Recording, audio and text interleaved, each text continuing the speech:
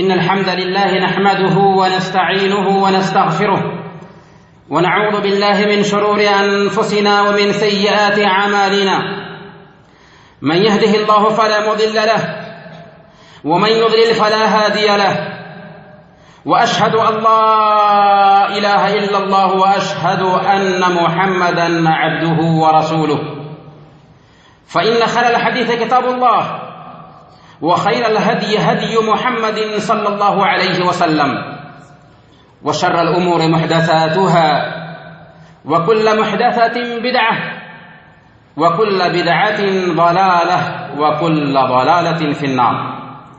فاعوذ بالله السميع العليم من الشيطان الرجيم. بسم الله الرحمن الرحيم. كل نفس ذائقة الموت وإنما توفون أجوركم يوم القيامة فمن زحزح عن النار وأدخل الجنة فقد فاز وما الحياة الدنيا إلا متاع الغرور. رب اشرح لي صدري ويسر لي أمري واحلل عقدة من لساني يفقهوا قولي. سبحانك لا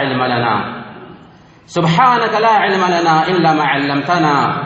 إنك أنت العليم الحكيم. حاضرین جمعہ، بزرگوں اور دین و ملی بھائیوں، آج ہماری مجلسوں میں کامیابی اور کامیاب ہونے والوں کا ذکر چلتا رہتا ہے۔ ایک آدمی اگر اچھا کاروبار شروع کر دیا تو اسے کامیاب سمجھا جاتا ہے۔ ایک آدمی اگر اچھے جاب پہ لگ گیا تو اسے کامیاب سمجھا جاتا ہے۔ ایک آدمی نے بینک بیلنس اکٹھا کر لیا، املاک جمع کر لیے تو اسے کامیاب سمجھا جاتا ہے۔ کسی کو اچھا خاصا انعام مل گیا تو اسے کامیاب سمجھا جاتا ہے۔ غرض کہ دنیاوی زندگی کی یہ کامیابیاں اور اس کے بارے میں ہمارے بیچ باتیں ہوتی رہتی ہیں، لیکن سوال یہ ہے کہ کیا یہی اصل میں کامیابی ہے؟ نہیں، اصل کامیابی دنیا کی کامیابی نہیں، بلکہ اصل کامیابی آخرت کی کامیابی ہے۔ اصل کامیابی یہ ہے کہ جب ہم اللہ رب العالمین کے پاس پہنچے تو اللہ رب العالمین ہمارے گناہوں کو معاف فرما کر ہمیں جہنم سے نجات دے اور جنت میں داخلہ نصیب فرمائے۔ یہ ہے اصل کامیابی۔ لیکن دنیاوی زندگی میں انہماک کی وجہ سے ہمارے ذہن میں اس کامیابی کی طرف دھیان نہیں ابھرتا۔ خطبہ مسنونہ کے بعد ہم نے جو آیت کریمہ تلاوت کی ہے، اس کے اندر اللہ رب العالمین نے ہمیں یہی میسج دیا ہے۔ اللہ پاک نے بیان فرمایا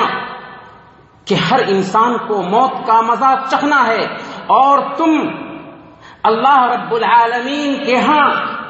اٹھائے جاؤ گے اور تمہارے ایک ایک عمل کا تمہیں بدلہ دیا جائے گا۔ پھر جو بندہ جہنم سے نجات پا گیا اور جنت میں داخل کر دیا گیا، اصل میں وہی کامیاب ہے۔ اس لیے اس دن کا تصور کیجئے جس دن ہم قبروں سے اٹھیں گے، اللہ کے پاس پیش ہوں گے، ہمارے اعمال تولے جائیں گے، پھر ہمیں گزرنا ہوگا اس جگہ سے جسے پل صراط کہتے ہیں، جو بال سے زیادہ باریک ہوگا، جو تلوار سے زیادہ تیز ہوگا، جس کے اوپر سے آنکڑے ہوں گے، نیچے سے کانٹے ہوں گے، اور اس میں چیخنے اور چلانے کی آوازیں آ رہی ہوں گی۔ اللہ پاک نے بیان فرمایا وَإِن مِّنكُمْ إِلَّا وَاردُهَا كَانَ عَلَى رَبِّكَ حَتْمًا مَّقْضِيًّا ثُمَّ نُنَجِّي الَّذِينَ اتَّقَوْا وَنَذَرُ الظَّالِمِينَ فِيهَا جَثِيًّا، کہ اس پل صراط سے تم میں سے ہر انسان کو گزرنا ہے، کوئی اس سے بچ نہیں سکتا۔ کامیاب کون ہوگا؟ جو تقوی والے ہوں گے، اور دوسرے ظالموں کو، نافرمانوں کو، سرکشوں کو ہم گھٹنوں کے بل جہنم میں ڈال دیں گے۔ جی ہاں، وہ جہنم جس کی آگ دنیا کی آگ کے مقابلے میں 70 گنا زیادہ ہے، وہ جہنم جو سرکشوں کا ٹھکانہ ہے، جو ظالموں کا گھر ہے، جو کفار و مشرکین کی پناہ گاہ ہے، وہ جہنم جہاں پر ایک انسان جب روئے گا تو اس کے اس آنسو میں کشتیاں چلائی جائیں تو کشتیاں چلنے لگ جائیں. اور اللہ کے نبی صلی اللہ علیہ وسلم نے بیان فرمایا وَإِنَّهُمْ لَيَبْكُونَ الدَّمَ مَكَانَ الدَّمْعِ، وہ جو روئیں گے تو ان کے آنسو عام آنسو نہیں ہوں گے، پانی نہیں ہوں گے، بلکہ خون کے آنسو روئیں گے. ایسے خون کے آنسو میں اگر کشتیاں چلائی جائیں تو کشتیاں بھی چلنے لگ جائیں. جی ہاں، وہ جہنمی جن کا کھانا زقوم ہوگا، جس کا ایک قطرہ اگر زمین پر آ جائے تو زمین کی ساری ہریالی کے اندر زہر پھیل جائے. ظاہر سی بات ہے کہ اس جہنم سے بچنے کی ہر انسان کی خواہش ہے. اسی کی خاطر ایک انسان اس دنیا میں جیتا ہے اور ہر انسان کی تمنا ہے کہ وہ جنت میں جا سکے. سوال یہ ہے کہ ہم کیا کریں کہ جہنم میں جانے سے بچ سکیں؟ وہ کون سے اسباب ہیں جو ہمیں جہنم میں جانے سے بچاتے ہیں؟ آج کے خطبہ جمعہ میں انشاءاللہ انہیں اسباب کو جاننے کی کوشش کریں گے تاکہ ہم جنت میں داخل ہو سکیں اور جہنم کے عذاب سے بچ سکیں، جہنم کے داخلے سے بچ سکیں. اللہ تعالیٰ سے دعا ہے کہ اللہ رب العالمین ہمیں ان کاموں کو سننے اور ان پر عمل کرنے اور اپنی عملی زندگی میں انہیں برتنے کی توفیق عطا فرمائے. آمین یا رب العالمین. جہنم کی آگ سے بچانے والے کاموں میں سب سے پہلا کام ہے کلمہ لا الہ الا اللہ محمد الرسول اللہ کا سچے دل سے اقرار کرنا. صحیح بخاری اور مسلم کی روایت ہے، حضرت معاذ رضی اللہ تعالیٰ عنہ بیان فرماتے ہیں کہ اللہ کے نبی صلی اللہ علیہ وسلم نے بیان فرمایا تھا ما من احد یشہد ان لا الہ الا اللہ وان محمدا عبدہ ورسولہ صدقا من قلبہ الا حرمہ اللہ علی النار. جو کوئی بھی اس بات کی گواہی دیتا ہے کہ اللہ کے علاوہ کوئی صحیح عبادت کے لائق نہیں اور محمد صلی اللہ علیہ وسلم اللہ کے بندے اور اس کے رسول ہیں، اللہ رب العالمین نے ایسے انسان پر جہنم کو حرام ٹھہرایا. صحیح بخاری کی ایک دوسری روایت ہے، اللہ کے نبی صلی اللہ علیہ وسلم بیان فرماتے ہیں لن یوافی عبد یوم القیامہ یقول لا الہ الا اللہ یبتغی بہا وجہ اللہ الا حرم اللہ علیہ النار، کہ جو بندہ کل قیامت کے دن اللہ کے پاس آئے گا اور وہ اس بات کا اقرار کرتا ہوگا کہ اللہ کے علاوہ کوئی صحیح عبادت کے لائق نہیں اور محمد صلی اللہ علیہ وسلم اللہ کے رسول ہیں، ایسے بندے پر اللہ رب العالمین نے جہنم کو حرام ٹھہرایا. یہ دو حدیثیں ہیں. اب سوال یہ ہے کہ کیا زبان سے لا الہ الا اللہ کا اقرار کر لینا کافی ہے کہ ہم جنت میں جائیں گے اور جہنم ہمارے اوپر حرام ہو جائے گا؟ میرے بھائیوں، اگر دنیا کے کلمات کو آپ ڈھونڈیں تو دنیا کے سارے کلمات میں سب سے زیادہ اگر مظلوم کوئی کلمہ ہے اس مسلم سماج میں تو وہ کلمہ لا الہ الا اللہ محمد الرسول اللہ ہے. جی ہاں، دنیا کے سارے کلمات میں سب سے زیادہ مظلوم کلمہ ہے، کیونکہ یہی وہ کلمہ ہے جو سب سے پہلے ہم یاد کرتے ہیں، یہی وہ کلمہ ہے جو سب سے پہلے اپنے بچوں کو ہم سکھاتے ہیں، یہی وہ کلمہ ہے جسے سب سے پہلے ہم پڑھتے ہیں. لیکن افسوس کی بات یہ ہے کہ اس کلمہ کو پڑھنے کے باوجود، اس کلمہ کو سمجھنے کے باوجود ہمارا عمل، سب کو ہم اس میں شامل نہیں کرتے لیکن بہتوں کا عمل کلمہ لا الہ الا اللہ محمد رسول اللہ کے خلاف ہے. تو آخر ہم کیسے جہنم میں جانے سے بچ سکیں گے؟ اللہ کے نبی صلی اللہ علیہ وسلم نے صحیح کہا کہ جو کوئی بھی کلمہ لا الہ الا اللہ کا سچے دل سے اقرار کرے گا اللہ رب العالمین نے جہنم کو اس کے اوپر حرام ٹھہرایا ہے. لیکن کب؟ جبکہ کلمہ لا الہ الا اللہ کی جو مانگ ہے، کلمہ لا الہ الا اللہ کا جو تقاضا ہے، اس تقاضے کو ایک انسان اپنی زندگی میں اتار لے. کیا مانگ ہے؟ کیا کہتا ہے یہ کلمہ؟ یہ کلمہ کہتا ہے کہ آج سے میں اس بات کا اقرار کرتا ہوں کہ میری پیشانی اللہ کے علاوہ اور کسی کے سامنے نہیں جھک سکتی، میں صرف اور صرف ایک اللہ کی عبادت کروں گا اور میری یہ عبادت آخری نبی محمد الرسول اللہ صلی اللہ علیہ وسلم کے بتائے ہوئے طریقے کے مطابق ہوگی۔ گویا کہ دو سوالوں کا جواب ہم حاصل کرتے ہیں، عبادت کس کی اور عبادت کس طرح۔ عبادت صرف ایک اللہ کی ہوگی اور عبادت ہوگی تو آخری نبی محمد الرسول اللہ صلی اللہ علیہ وسلم کے طریقے کے مطابق۔ گویا کہ ایک بندہ اس بات کا اقرار کرتا ہے کہ آج کے بعد میں اللہ کے علاوہ کسی اور سے نہیں مانگ سکتا، اللہ کے علاوہ کسی اور کو مشکل کشا اور حیات روا نہیں سمجھ سکتا، اللہ کے علاوہ کسی اور کے لیے نظر نیاز نہیں دے سکتا، اللہ کے علاوہ کسی اور کے سامنے نہیں جھک سکتا، اللہ کے علاوہ کسی اور کے سامنے دست بستہ نہیں کھڑا ہو سکتا۔ گویا کہ اس کی پوری زندگی بدل جا رہی ہے، اور پھر اس تقاضے کو اپنی زندگی میں لاگو کرتا ہے، تب وہ واقعی سچا مسلمان بنتا ہے۔ اور جب اس مانگ کے مطابق اپنے آپ کو ڈھالتا ہے تو اللہ رب العالمین اس کے اوپر جہنم کو حرام ٹھہراتا ہے۔ لیکن ایک انسان کلمہ لا الہ الا اللہ کی گواہی دے رہا ہے لیکن قبروں پر جا کر کے سجدے کر رہا ہے، ایک انسان کلمہ لا الہ الا اللہ کی گواہی دے رہا ہے لیکن انسانوں کو مشکل کشا اور حیات روا سمجھ رہا ہے، یہ اقرار ہی صحیح نہیں ہوا تو آخر اللہ رب العالمین جہنم کی آگ کو اس کے اوپر کیسے حرام ٹھہرائے گا؟ اس لیے اگر ہم کلمہ لا الہ الا اللہ کا اقرار کرتے ہیں تو ضروری ہے کہ سب سے پہلے لا الہ الا اللہ کے معنی کو، مفہوم کو اپنی زندگی میں اتاریں، اپنے بچوں کی زندگی میں اتاریں اور اپنے معاشرے میں اس کو عام کرنے کی کوشش کریں۔ اگر واقعی کلمہ لا الہ الا اللہ کا صحیح مفہوم ہماری زندگی میں آئے گا تو اللہ کے نبی صلی اللہ علیہ وسلم نے بیان فرما دیا ہے کہ اللہ تعالیٰ ایسے بندے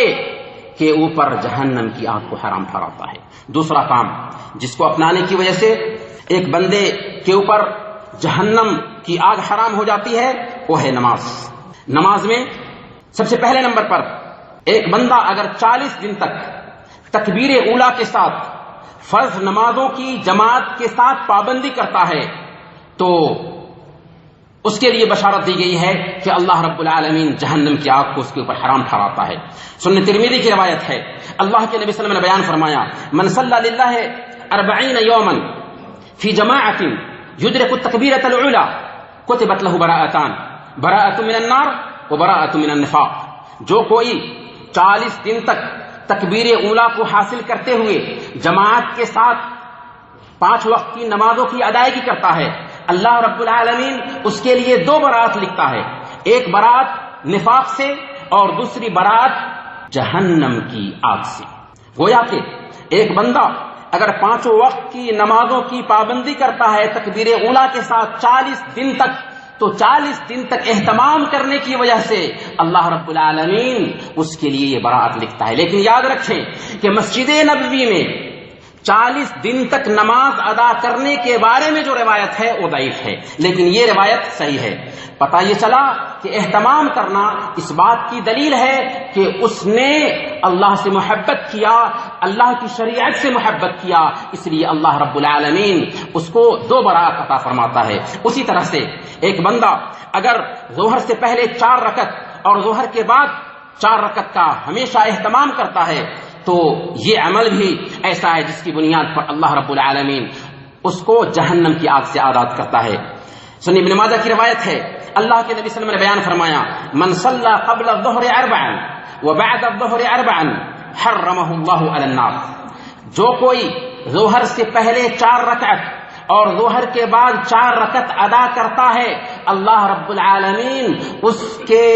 جسم کو جہنم کی آگ سے آزاد کر دیتا ہے، اس کے اوپر جہنم کی آگ کو حرام ٹھہراتا ہے۔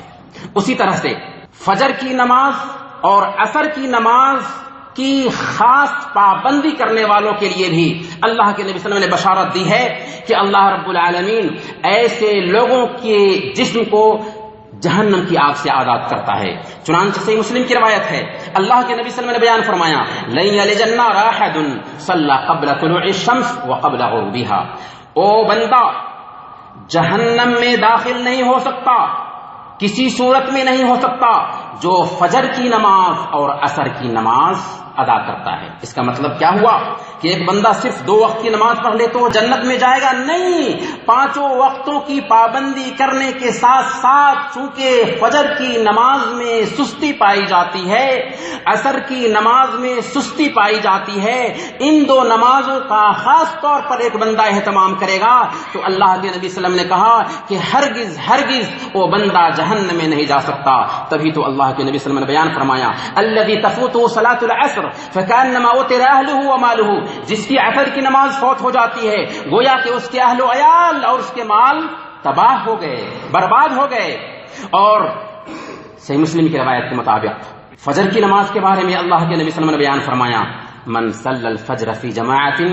فهو فی ذمۃ اللہ، جس نے فجر کی نماز جماعت سے ادا کر لیا وہ اللہ کے ذمہ ہو جاتا ہے، اللہ رب العالمین دن بھر اس کی حفاظت کرتا ہے۔ گویا کہ عصر کی نماز اور فجر کی نماز کی پابندی خاص طور پر کرنے والا انسان اللہ کی نظر میں پیارا ہوتا ہے، اور اللہ کے نبی صلی اللہ علیہ وسلم نے بیان فرمایا کہ ایسا انسان جہنم میں کسی صورت میں نہیں جا سکتا۔ اسی طرح سے تیسرا کام جس کو اپنانے کی وجہ سے ایک انسان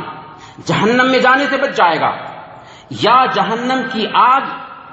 حرام کرنے والے اسباب میں سے تیسرا سبب روزہ رکھنا ہے۔ جی ہاں، روزہ، جس کے بارے میں مسلم احمد کی روایت کے مطابق اللہ کے نبی صلی اللہ علیہ وسلم نے بیان فرمایا الصیام جنۃ کجنۃ احدکم من القتال، روزہ ایک ڈھال ہے، جس طرح تم میں سے ایک آدمی قتال میں، جنگ میں ڈھال اختیار کرتا ہے، ویسے ہی روزہ اس کے لیے ڈھال ہے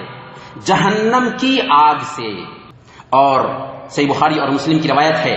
اللہ کے نبی صلی اللہ علیہ وسلم نے بیان فرمایا من صام یوما فی سبیل اللہ باعد اللہ بذلک اليوم وجہہ عن النار 70 خریفہ، جس کسی نے ایک دن اللہ کے لیے نفلی روزہ رکھا، اللہ رب العالمین اس کے چہرے سے جہنم کو 70 سال کی مسافت میں دور کر دیتا ہے۔ کتنے سال کی مسافت میں؟ 70 سال کی مسافت میں اللہ رب العالمین ایسے بندے سے جہنم کو دور کر دیتا ہے جس نے ایک دن نفلی روزہ رکھا۔ گویا کہ نفلی روزہ رکھنا بھی ایسا عمل ہے کہ اس کی وجہ سے اللہ رب العالمین ہم کو جہنم سے بچاتا ہے اور جہنم کو ہم سے 70 سال کی مسافت میں دور کر دیتا ہے۔ بلکہ رمضان کا مہینہ خود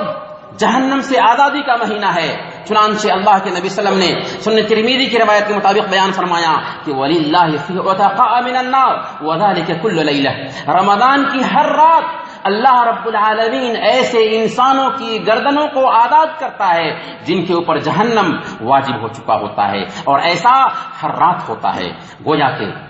روزہ رکھنا وہ عمل ہے جسے اختیار کر کے ہم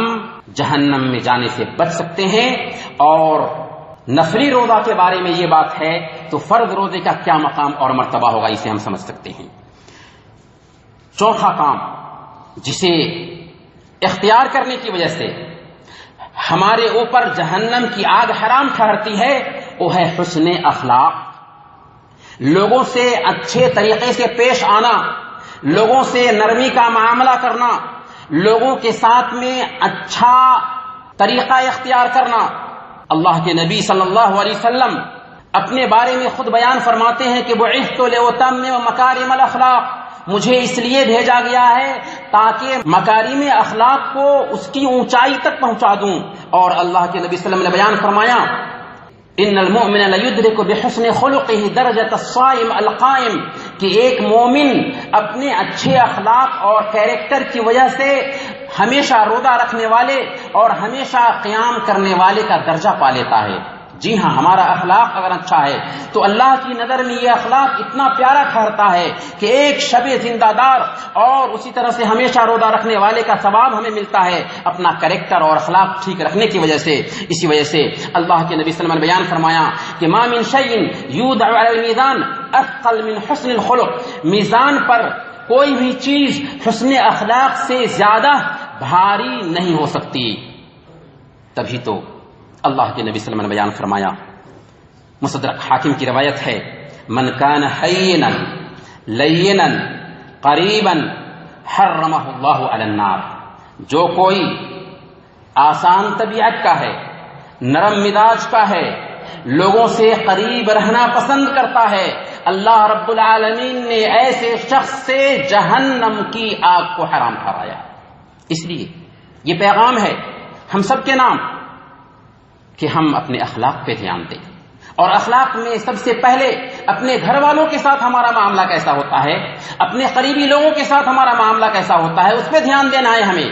ہمارا یہ اخلاق عجیب کردار ادا کرتا ہے، اللہ کے نبی صلی اللہ علیہ وسلم کی صحبت نصیب ہوتی ہے، سب سے بہتر عمل ہے، اسی کے لیے اللہ کے نبی صلی اللہ علیہ وسلم کو اس دنیا میں بھیجا گیا تھا، اسی کی تکمیل کی خاطر اللہ کے نبی صلی اللہ علیہ وسلم بھیجے گئے تھے۔ تبھی تو اللہ کے نبی صلی اللہ علیہ وسلم فرماتے ہیں کہ ایک بندہ اگر نرم طبیعت ہے، سہل انگار ہے اور لوگوں سے قریب رہتا ہے، یعنی اچھے اخلاق کا ہے، تو اللہ رب العالمین ایسے انسان سے بھی جہنم کی آگ کو آزاد کرتا ہے۔ اخلاق میں ایک اہم نقطہ ہے جس کی طرف ہم دھیان نہیں دیتے، اور ہم سمجھتے ہیں کہ یہ ہماری مجلس کا سب سے لذیذ گوشت ہے، اسے ہم غیبت کہتے ہیں۔ عجیب صورتحال ہے آج کہ ہماری مجلس جب جمتی ہے تو وہاں پر دوسروں کا گوشت کھائے بنا ہم اٹھتے ہی نہیں۔ اللہ رب العالمین نے کیسی وعید بیان فرمائی اس کے بارے میں کہ ایحب احدکم ان یاکل لحم اخیہ میتا فکرہتموہ، کہ کیا تم میں کا ایک انسان یہ برداشت کرے گا، چاہے گا کہ اس کا بھائی اس کے سامنے میں مر گیا ہو اور اس کی بوٹی کو نوچ نوچ کر کے کھانا شروع کر دے؟ ایسا برداشت کرے گا؟ حقیقی معنوں میں ایسا ہوتا ہے کہ ہم اپنے ہی مردہ بھائی کا گوشت کھانے والے بن جاتے۔ تمہارے سامنے میں غیبت ہو رہی ہے، ٹھیک ہے، غیبت کرنے والا ایسا تو کر رہا ہے، لیکن تم وہاں بیٹھے ہو، اگر تم اس غیبت کرنے والے کو روکتے ہو تو یاد رکھو اللہ رب العالمین تمہارے چہرے سے جہنم کی آگ کو دور فرمائے گا۔ چنانچہ مسلم احمد کی روایت ہے، اللہ کے نبی صلی اللہ علیہ وسلم نے بیان فرمایا، من ذب عن ارض اخیہ بالغیبہ کان حقا علی اللہ ان یعتقہ من النار، جس کسی نے اپنے بھائی کے غائبانہ میں اس کی ذات کا دفاع کیا، یہ اللہ رب العالمین پر اس کا حق ہے کہ اللہ رب العالمین اسے جہنم کی آگ سے آزاد کر دے۔ کیا مطلب؟ کسی کا کوئی گوشت کھا رہا ہے، وہاں پر آپ بیٹھے ہوئے ہیں، اگر آپ بھی اس میں شریک رہتے ہیں تو آپ بھی اپنے مردہ بھائی کا گوشت کھانے والے بن گئے، لیکن اگر آپ اپنے اس بھائی کے دفاع میں بولتے ہیں کہ نہیں تم جو کہہ رہے ہو غلط ہے، کیونکہ غیبت نام ہی ہے کسی کے عیب کو بیان کرنا، اس کے پیچھے میں اگر ہم کسی کے عیب کو سن رہے تھے اور خاموشی اختیار کر لی تو گویا کہ ہم بھی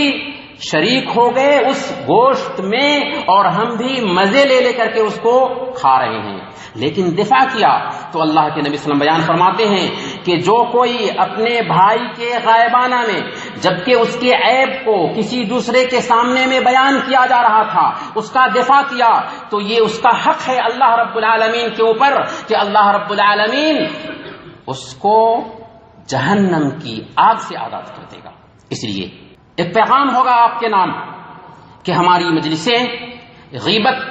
سے جو پر ہیں اس کو ختم کرنے کی کوشش کریں، اور اگر کوئی غیبت کرنے والا انسان ہے، گھٹیا انسان، تو اس کے پاس فوراً اپنے بھائی کا دفاع کریں۔ اگر ایسا کرتے ہیں تو واقعی یہ بول کر کے، یہ کہہ کر کے ہم اللہ رب العالمین کے قریب بنتے ہیں، بلکہ اللہ رب العالمین کے اوپر ہمارا یہ حق ٹھہرتا ہے کہ اللہ رب العالمین ہمیں جہنم سے آزاد کرے۔ پانچواں کام جس کی بنیاد پر اللہ رب العالمین ہمیں جہنم سے آزاد کرتا ہے وہ ہے بچیوں کی تربیت۔ اللہ رب العالمین نے ہمیں اولاد دے رکھا ہے،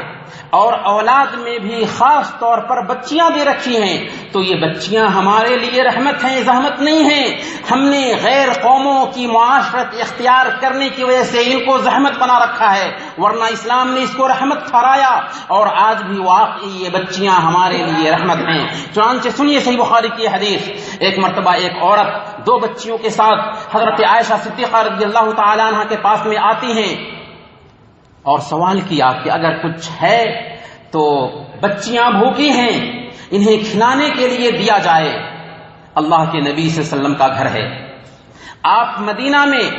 نبی ہی نہیں ہیں بلکہ قائد بھی ہیں، حاکم بھی ہیں، سردار بھی ہیں،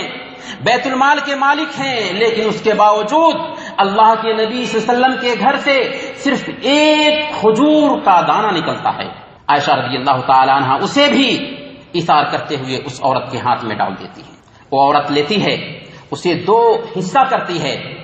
اپنی نہیں کھاتی، ایک حصہ اپنی ایک بچی کے منہ میں ڈال دیتی ہے، دوسرا حصہ اپنی دوسری بچی کے منہ میں ڈال دیتی ہے۔ اللہ کے نبی صلی اللہ علیہ وسلم جب تشریف لاتے ہیں تو عائشہ صدیقہ رضی اللہ تعالی عنہا نے یہ ماجرا دیکھا تھا، اللہ کے نبی صلی اللہ علیہ وسلم سے یہ قصہ سناتی ہیں۔ اللہ کے نبی صلی اللہ علیہ وسلم نے وہاں سننے کے بعد فرمایا تھا، من ابتلی من هذه البنات بشيء فاحسن اليهن كن له سترا من النار، جو کوئی بھی ان بچیوں کے حوالے سے آزمائش میں ڈالا جائے اور وہ ان بچیوں کے ساتھ میں اچھا معاملہ کرے تو یہ بچیاں اس کے لیے جہنم سے پردہ بن جائیں گی۔ لیکن کیا بچیوں کا حق اتنا ہے کہ ان کو اچھا لباس پہنایا جائے، اچھا کھانا کھلایا جائے اور بس؟ نہیں، یہ سچی سوچ ہے۔ بچیوں کا اصل حق یہ ہے کہ ان کو اچھی تربیت دی جائے، ان کو اللہ والی بنایا جائے، ان کے دل میں اللہ اور اس کے رسول کی محبت پیدا کی جائے۔ اگر واقعی صحیح تربیت ہوئی اور ان بچیوں کا آپ نے خیال کیا تو یہ بچیاں ہمارے لیے جہنم کی آگ سے پردہ بننے والی ہیں۔ ایک آخری کام جس کو اپنا کر کے ہم جہنم میں جانے سے بچ جائیں گے یا جہنم کی آگ ہماری پر حرام ٹھہرے گی، وہ ہے زیادہ سے زیادہ اللہ رب العالمین سے دعا کرنا کہ الہ العالمین تو ہمیں جہنم کی آگ سے بچائے رکھنا۔ اللہ کے نبی صلی اللہ علیہ وسلم فرماتے ہیں، مسند احمد کی روایت ہے، اللہ کے نبی صلی اللہ علیہ وسلم نے بیان فرمایا کہ جو بندہ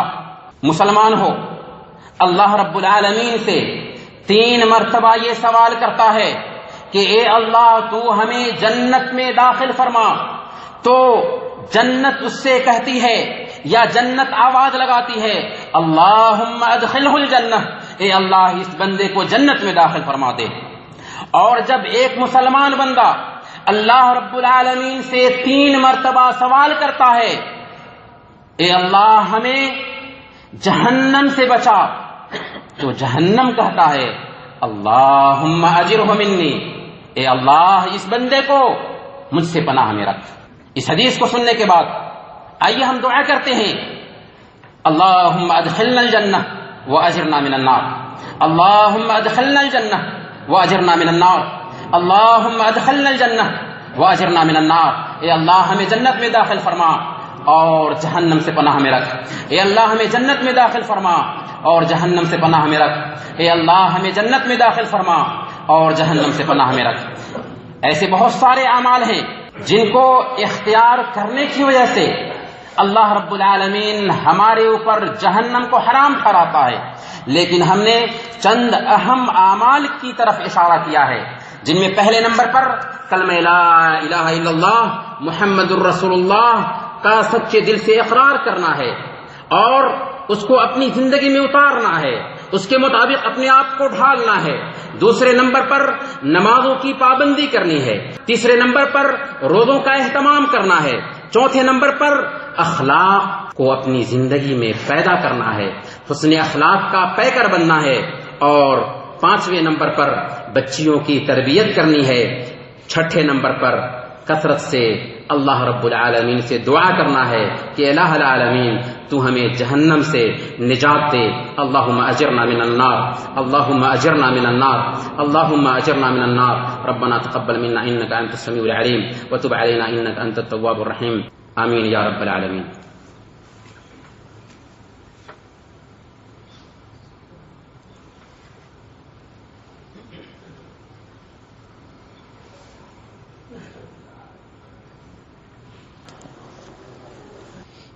إن الحمد لله نحمده ونستعينه ونستغفره ونعوذ بالله من شرور أنفسنا ومن سيئات أعمالنا، من يهده الله فلا مضل له ومن يضلل فلا هادي له، وأشهد أن لا إله إلا الله وأشهد أن محمدا عبده ورسوله، فإن خير الحديث كتاب الله وخير الهدي هدي محمد صلى الله عليه وسلم، وشر الأمور محدثاتها وكل محدثة بدعة وكل بدعة ضلالة وكل ضلالة في النار، فاعوذ بالله السميع العليم من الشيطان الرجيم، بسم الله الرحمن الرحيم، إن الله وملائكته يصلون على النبي يا أيها الذين آمنوا صلوا عليه وسلموا تسليما. اللهم صل وسلم وبارك على محمد وعلى آل محمد كما باركت على إبراهيم وعلى آل إبراهيم إنك حميد مجيد. وارض اللهم عن الخلفاء الراشدين أبي بكر وعمر وعثمان وعلي وعن سائر الصحابة أجمعين. اللهم أمطر شابيب رضوانك على جميع المؤمنين والمؤمنات والمسلمين والمسلمات الأحياء منهم والأموات. اللهم لا تدع لنا ذنبا إلا غفرته، ولا هما إلا فرجته، ولا دينا إلا قضيته، ولا حاجة من حوائج الدنيا إلا قضيتها يا أرحم الراحمين. اللهم أعز الإسلام والمسلمين، وأذل الشرك والمشركين، ودمر أعداءك أعداء الدين. اللهم أجرنا من النار، اللهم أجرنا من النار، اللهم أجرنا من النار، ولا تجعلنا من حطب النار فإنها بئس المثوى وبئس القرار. عباد الله رحمكم الله، إن الله يأمر بالعدل والإحسان وإيتاء ذي القربى وينهى عن الفحشاء والمنكر والبغي يعظكم لعلكم تذكرون. اذكروا الله يذكركم وادعوه يستجب لكم، ولذكر الله أكبر والله يعلم ما تصنعون.